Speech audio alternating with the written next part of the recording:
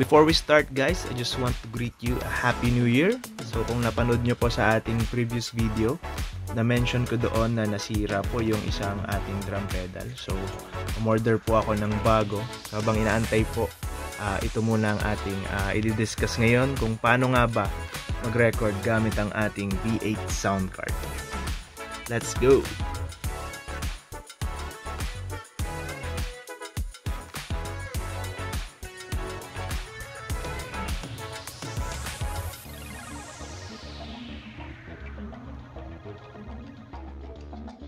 Hi everyone, this is MC Drum Beats, and for this video, tuturuan ko po kayo kung paano mag-record gamit ang ating V8 sound card.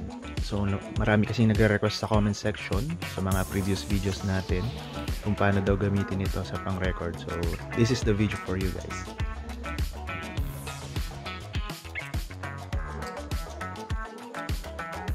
So check naman natin guys yung mga gamit para sa recording gamit ang ating V8 sound card. So una sa lahat, syempre, kailangan natin ng ating V8 sound card.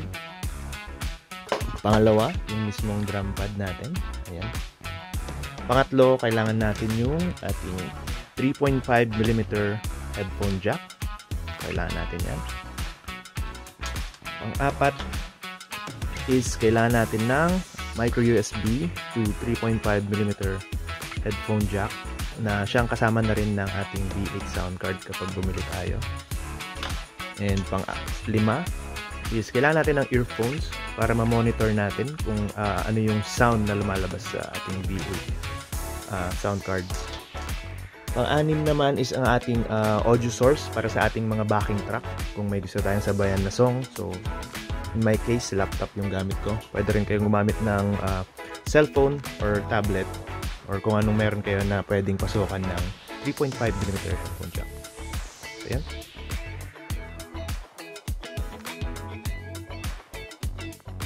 So ayan. Proceed naman tayo kung paano natin ikakabit yung ating mga cables sa likod ng ating electronic drum pad. So makikita nyo dito, meron siyang MP3 port. Pangalawa is yung headphone port. So sa ating MP3, ilalagay natin ngayon yung ating 3.5mm headphone jack. Kita natin siya. And yung kabilang dulo naman nito is i-connect natin sa ating backing track audio source. So, pwedeng laptop or cellphone or tablet.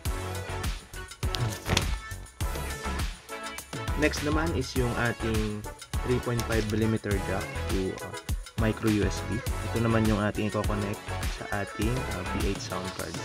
So dito natin siya ilalagay sa ating headphone port.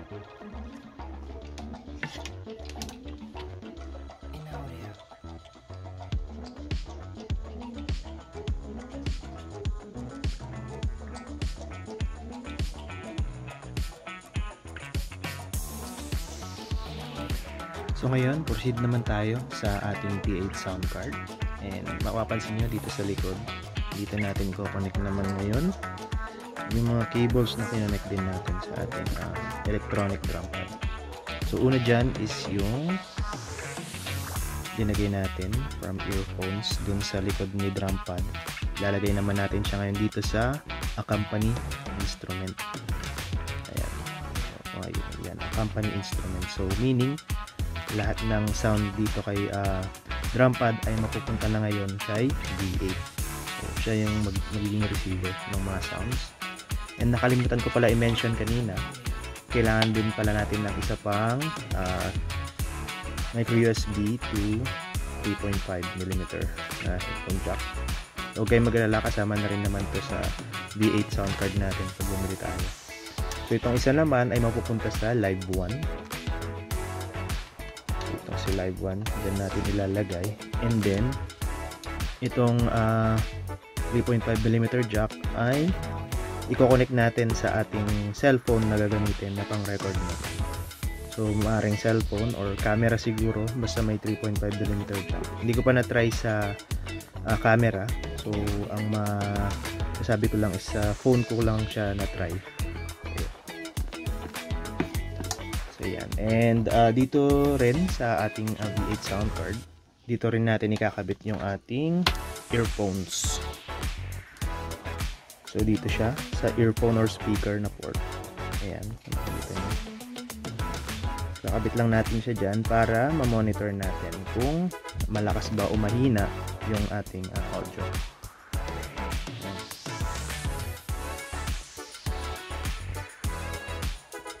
Siguro nagtataka yung iba sa inyo bakit hindi sa headset linag-in yung ating earphones. Is because kapag dito natin siya linagay at may mic yung ginamit nating earphones, mapipick up nun yung mic ng ating earphones. So ma-record pati yung paghinga or salita natin doon.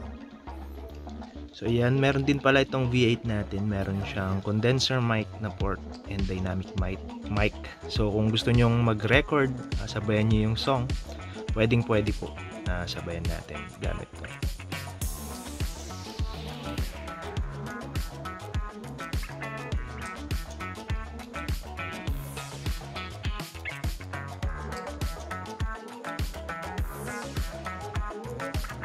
So ayan, once na makonect na natin lahat ng cables na kinakailangan from our electronic drum pad papunta sa ating V8, proceed naman tayo dito sa ating main control ng ating V8 sound card. So dito, mapapansin nyo marami tayong toggles na nakikita. So meron tayong treble, bass, record, music, and monitor. And dito rin yung mic volume and echo. So sa aking pagre-record, ang ginagawa ko lang is dinalagay ko lang to sa mid. Yung treble, nasa mid lang siya. Ganon din yung bass toggle, dinalagay ko lang sa mid. Pati yung record, usually nasa mid lang lahat yan.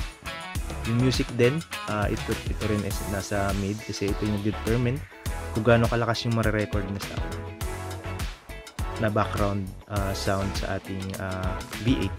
And itong monitor naman is kung gaano natin kalakas gustong marinig sa ating earphones. So ayokong minamax to kasi minsan nakakabingay. So minimid ko lang din tong toggle na to, itong monitor. And dito naman sa mic, usually nasa 2 o'clock lang siya or 1 o'clock yung toggle niya. And sa echo naman, since drum yung gamit natin, hindi ko na siya nilalagyan ng echo kasi mas natural kapag walang echo yung ating ginamit.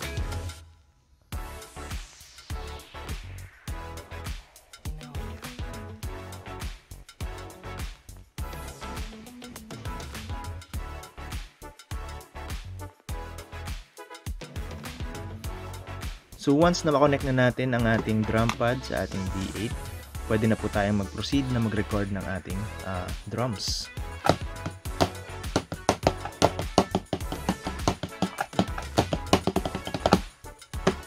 So yun.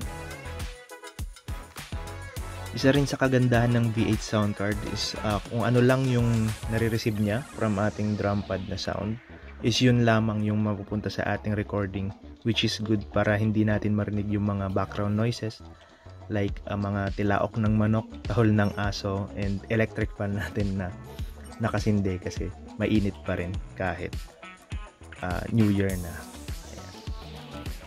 So that's it for our tutorial ng ating V8 sound card. So I hope na marami kayong natutunan sa video na to. Don't forget to subscribe and hit the notification bell para lagi kayong updated sa aking channel. And drop a like on this video as well. And I'll see you on our next vid. Peace.